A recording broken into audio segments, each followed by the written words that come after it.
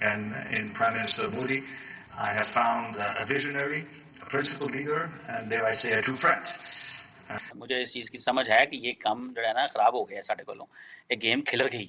ये गेम वो नहीं है जो हम गेम समझते थे। आखिर क्या वजह है, कभी यूके सपोर्ट करता है, कभी फ्रांस सपोर्ट करता है, कभी रशिया सपोर्ट करता है इंडिया को मेंबरशिप, परमानेंट मेंबरशिप के। एहतशाम से यहाँ तो कोई भी खुश नहीं है। देखिए अब तो सिस्टम फिर आगे कैसे चलेगा, निजाम आगे कैसे चलेगा, इंतखाबात का हम इंतजार करें, नतीजे पर तमाशा बन गया।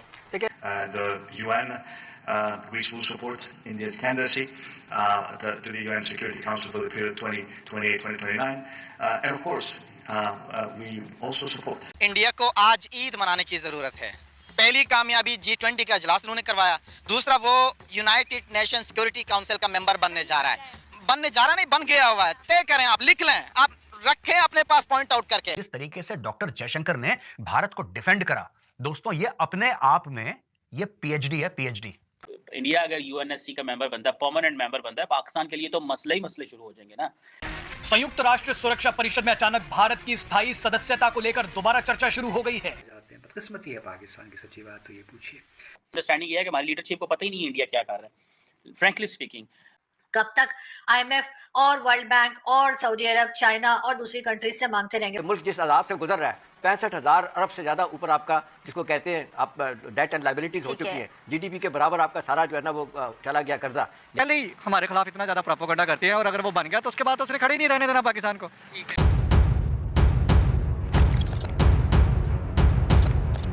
तो नमस्कार दोस्तों, जय हिंद। स्वागत है आपका पाकिस्तानी मीडिया जुड़ी एक और फ्रेश और मज़ेदार वीडियो में।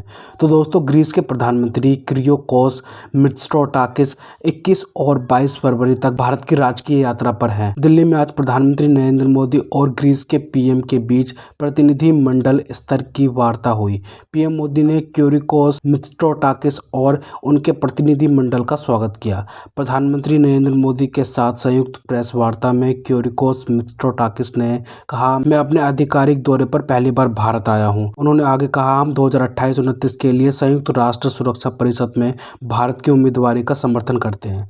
भारत और ग्रीस कई पहलू से एक दूसरे से काफी करीब हैं। हमारे विचार उस पुल की तरह काम कर रहे हैं जो हमें करीब लाता है। दुनिया का सबसे पुराना लोकतंत्र और सबसे बड़ा लोकतंत्र एक दूसरे के साथ सहयोग और साझेदारी स्थापित कर रहा है। इसी विषय पर पाकिस्तानी मीडिया का जोरदार रिएक्शन आया है। पाकिस्तानी मीडिया अपने डिबेट शोज में चर्चा कर रही है कि भारत को अगर यूएनएससी की परमानेंट सीट मिल गई तो पाकिस्तान की बची कुछ साख भी खत्म हो जाएगी और भारत और भी तेजी से तरक्की करेगा। तो दोस्तों, देखते हैं इस विषय पर पाकिस्तानी मीडिया और क्या बोल रही है अपने डिबेट शोज में, उनका कैसा रिएक्शन है इस टॉपिक पर। तो दोस्तों, ज़्यादा समय बर्बाद ना करते हुए हम शुरू करते हैं इस वेरी इंटरेस्टिंग और मजेदार वीडियो को। आप जल्दी से हमारे यूट्यूब चैनल को सब्सक्राइब कर दीजिएगा। देखिए, ये दो बड़ी डिफरेंट कंट्रडिक्शंस हैं when it comes to Pakistan and India, कि इंडिया आज क्या प्लान कर रहा है और हम क्या प्लान कर रहे हैं। इंडिया कह रहा है जी मल्टीलैटरलिज्म को प्रमोट करें, जिसे वो कहते हैं ना, that's the only global problem solving platform, multilateral approach, which means basically वो कह रहा है कि ये चाइना अकेला ना साउथ चाइना सी में, ईस्ट चाइना सी में, और अमेरिका अकेला ना इस खिते में और उस खिते में फैसले करे,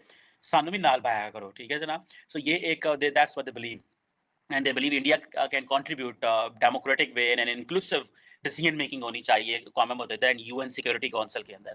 और दूसरा, इंडिया बार बार ये जो यूएनएससी के एक्सपेंशन की बात कर रहा है, तो वो कह रहा है जी रीजनल रिप्रेजेंटेशन होनी चाहिए, कि इंडिया की जो यूनाइटेड नेशन सिक्योरिटी काउंसिल की रिफॉर्म की बात है, साउथ एशियन रीजन को कोई नहीं मौका मिलेगा। लेकिन एक क्वेश्चन पाकिस्तान की तरफ से भी आता है कि ये इंडिया को कैसे इख्तियार है कि वो ये कहे कि वो साउथ एशियन रीजन में से उसने जाके करना है।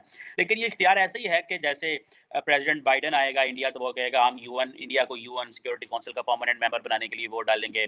प्रेसिडेंट बाइडेन ओबामा आएगा तो वो यही कहेगा, ट्रंप आएगा तो वो यही कहेगा।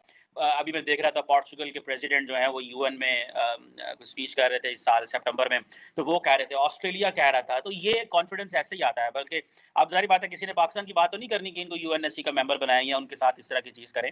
तो ये क्वेश्चन है कि जी वो ये रीजनल रिप्रेजेंटेशन, इंडिया कहता है जी इस खिते में हम ही हैं, चाइना तो ऑलरेडी है।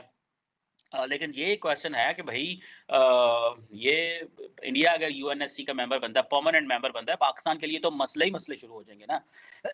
और वो जो एक नेचुरल कॉन्फिडेंस इंडिया का होगा वो तो we won't be in a position to match it in any way. Pakistan उसको कभी कहीं मैच नहीं कर पाएगा, क्योंकि पाकिस्तान की वो कैपेसिटी नहीं होगी उन चीज़ों को करने के लिए। वो तो उन प्लेटफॉर्म पे जहाँ पे हमारी एक्सेस ही नहीं है, और ऑलरेडी वो उन प्लेटफॉर्म्स पर चला गया हुआ है। अंडरस्टैंडिंग ये है कि हमारी लीडरशिप को पता ही नहीं है इंडिया क्या कर रहा है। Frankly speaking. और हमारी जो ब्यूरोक्रेसी और मिलिट्री इस हवाले से सोच रही है, वो कन्वे ही नहीं कर रहे, वो हमारी पॉलिसी में आ ही नहीं चीज़ रही। ये नहीं हो सकता कि हमारे ब्यूरोक्रेट्स, फॉरेन ऑफिसर, डिफेंस के लोग इंडिया को वॉच ना कर रहे हैं और उसके डेवलपमेंट्स को देखना हो। वो एक-एक चीज़ को देख रहे होते हैं। हमारे लोग दिल्ली में भी बैठे हैं, इस्लामाबाद में बैठे हैं, ग्लोबल कैपिटल्स में बैठे हुए हैं। They are looking it very carefully, but the question is कि वो जिसे कहते हैं ना, वी आर नॉट इनटू उसको पॉलिसी में कैसे लेके आना, ये है। और आपको पता है कि ये Americans and the west understand कि इंडिया हमारे से फ्लर्ट कर रहे हैं, ठीक है जी, in containing China. There are many countries who believe okay yes कर रहे हैं फ्लर्ट, तो क्या हम चाहते हैं वो हमारे से फ्लर्ट करेंगे।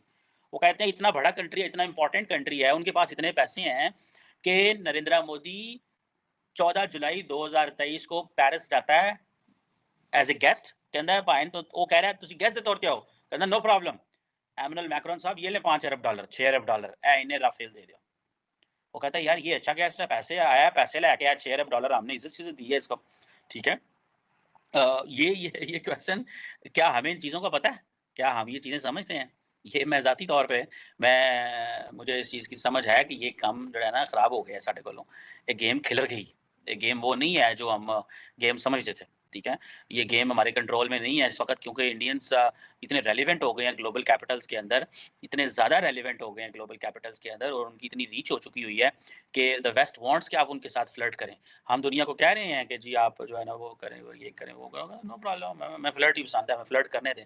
आखिर क्या वजह है, कभी यूके सपोर्ट करता है, कभी फ्रांस सपोर्ट करता है, कभी रशिया सपोर्ट करता है इंडिया को मेंबरशिप, परमानेंट मेंबरशिप के लिए। और अगर इंडिया परमानेंट मेंबर बन जाता है तो उसका असर पाकिस्तान पर क्या पड़ेगा। और इसी वाले से ये भी बात करूंगा कि हमारे रिलेशन दूसरे कंट्रीज के साथ, खासतौर पे अगर बात की जाए यूरोप कंट्रीज के साथ, क्यों नहीं बेहतर हो पाते। इवन अब तो हमारे रिलेशन इस्लामिक कंट्री के साथ भी खराब होते नजर आ रहे हैं। पर तो ऑलरेडी ये परमानेंट मेंबर बनाया जाए, लेट्स सपोज अगर परमानेंट मेंबर इंडिया बन जाता है तो उससे क्या असर पड़ेगा पाकिस्तान को, क्या असर पड़ेगा जो हम बार बार कश्मीर का इशू लाते हैं। ओवरऑल क्या समझते हैं?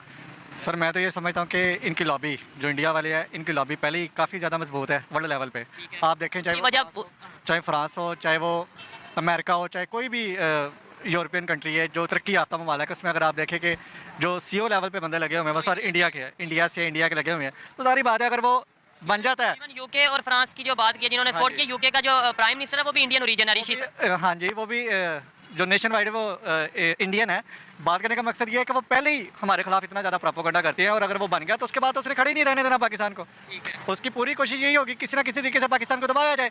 और वर्ल्ड लेवल पे पहले जो पाकिस्तान अलहदा हुआ है, यानी कि हमारे अपने हुक्मरानों की या हमारी गलतियों की वजह से या हमारी सियासी पॉलिसी की वजह से जो आइसोलेट होकर रह गया, जो अकेला रह गया है, अगर ये बन जाता तो सारी बात है वो फिर और दबाएंगे हमको, माशी तौर पे मजीद हमें कमज़ोर करेंगे। मान लिया, एक मिनट के लिए मान लिया कि इंडिया की जो सा एक पॉलिसी है या ओवरऑल उनके रिलेशन बेहतर हैं, हमारे रिलेशन क्यों नहीं बेहतर हो जाते? हम तो कभी कहते हैं फ्रांस के फकीर को भगा दो, कभी हम कहते हैं इस सफीर को भगा दो, हमारे रिलेशन क्यों, हम रिलेशन बेहतर कर लें और अपना। हम इसलिए रिलेशन बेहतर नहीं कर सकते कि ये जो हमारे हुक्मरान हैं इनको आपस की लड़ाइयों में और आपस के कामों में फुर्सत मिले तो ये सिर्फ तवज्जो देना। मतलब गलती तो फिर हमारी हुई, गलती हमारी है। देख